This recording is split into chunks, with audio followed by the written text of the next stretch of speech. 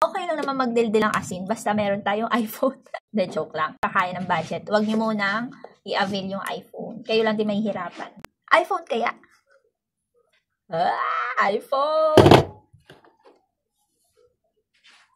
Ilang taon na ako, ngayon lang ako nagka-iPhone. Maganda kasi daw yung camera nito. Yung iPhone 13 po kasi talaga yung pinakamagandang camera.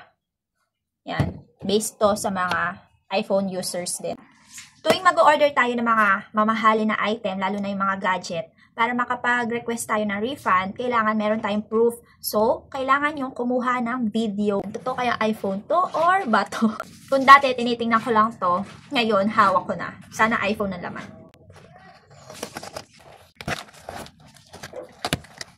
In-order ko to noong November 11. Birthday gift ko sa sarili ko. November 8 kasi yung birthday ko. So, nag-order ako noong November 11. Month sale kasi. So, mas mura yung item. Tapos, dumating ngayong November 15. Sa loob ng box, meron pa siyang bubble wrap. Sale na sale yan, guys. Oh, daming packing tape. Bago natin makuha yung iPhone, kailangan muna tayo maghirap magbukas. Nga pala, kung wala kayong pang-cash, pero gusto nyo magka-iPhone, gamitin yung mga pay later nyo. Tignan nyo kung meron kayong available na pay later. Tapos tignan nyo yung credit limit kung kaya. Kaya nyo mga pag-avail na iPhone. Ang bigat! Sana hindi siya pang is-is ng yelo. Ayan. Tapos ang dami pang balot. Meron pa siyang pagantong plastic. Mabigat siya, guys. Nauna pa yung charger nito. Nga pala guys, kung bibili kayo ng iPhone, ng Samsung, para hindi masira yung battery ng mga device nyo, lalo na ang iPhone, yan ang issue ngayon ng iPhone, maano yung battery. Hindi naman siya mismo sa manufacturer. Sa charging habit natin yon. Kung ginagamit ba natin ng habang naka-charge, or kung ano ba yung gamit natin na charger. So, kailangan nyo talaga mag-invest ng charger. Wait lang, pakita ko sa inyo yung charger.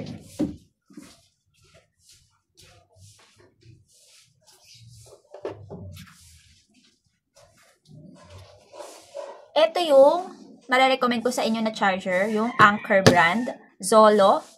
Gun fast charger na po ito. Maliit lang siya. Tapos foldable po yung plug niya. So, pwede mo siya madala kahit saan. Itong charger na to, sa tablet ko to.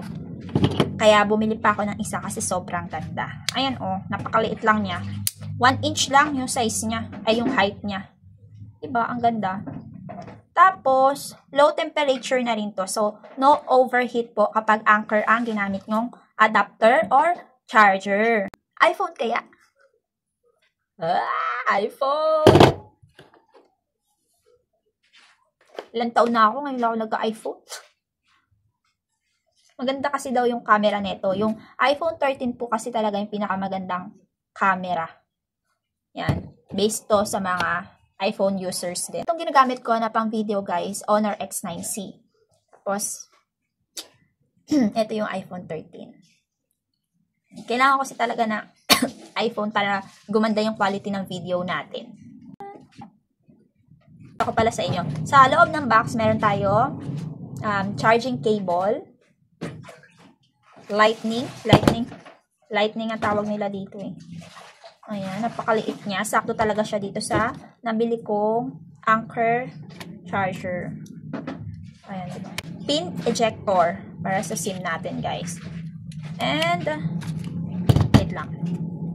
And, ito naman yung mga manual. Hindi naman maintindihan. Dan.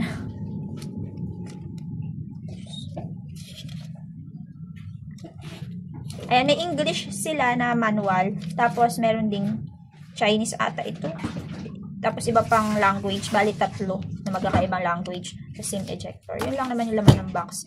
Tapos, syempre, ang pinaka-importante dyan, itong ating iPhone. Wait lang guys, balikan ko kayo. Hindi ko talaga alam kung paano buksan. Wait lang. Ayan guys, alam ko na kung paano buksan to. Ito pala yung power button. Nakahiwalay. Tapos ito, silent or ring switch para sa calls. Kung gusto nyo nakamute or hindi. Or may tunog. Tapos ito yung volume. Tapos, ito naman yung lalagyan na ng SIM, yung may butas dyan. Ito yung sa charging, tapos speaker. Dalawa. Camera, tapos flash. Ayan na, na-open ko na yung aking iPhone. Antayin natin yung hello and goodbye. Checks. Huwag naman. Ayan na guys, hello! Oh, iba-ibang language yan. Ayan.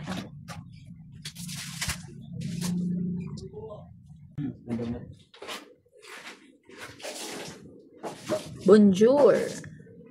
Ganun pala talaga siya. Kanina ko pa inaantay matapos yung hello. Ganun pala talaga siya pag ina-open mo yung power dito. Hello lang ng hello.